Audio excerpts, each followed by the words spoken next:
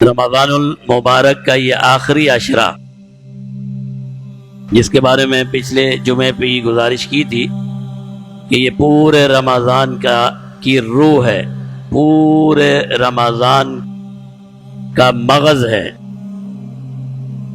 اور اس عشرے کو جناب نبی کریم صلی اللہ علیہ وسلم نے جہنم سے آزادی کا عشرہ قرار دیا ہے۔ آپ جانتے ہیں، ہم سب کا عقیدہ اور ایمان ہے کہ یہ دنیا عارضی ہے، اور اس میں انسان ایک خاص مدت کے لیے، اور اس مدت کا تعین بھی انسان کے ہاتھ میں نہیں ہے، اللہ نے متعین فرمایا ہے۔ ایک مخصوص مدت کے لیے انسان کو اس دنیا میں بھیجا گیا،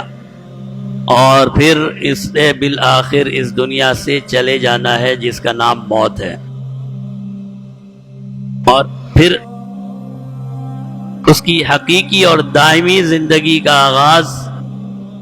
حشر کے دن سے ہوگا، جب حساب اور کتاب اللہ کے سامنے پیش ہو جائیں گے، اور پیش ہو جانے کے بارے میں، اس کے بارے میں جو فیصلہ انسان کے بارے میں ہوگا، پھر وہ انسان دائمی وہاں پر رہے گا۔ اور وہاں پر رہنے کی دو جگہ ہیں، ایک ہے جنت اور دوسری ہے جہنم، نعوذ باللہ۔ جنت، یہ دنیا آپ اسے کہہ سکتے ہیں، یہ دنیا چھوٹی موٹی جنت بھی ہے، جنت تو نہیں ہے لیکن چھوٹی موٹی جنت ہے، اور یہ دنیا جہنم بھی ہے۔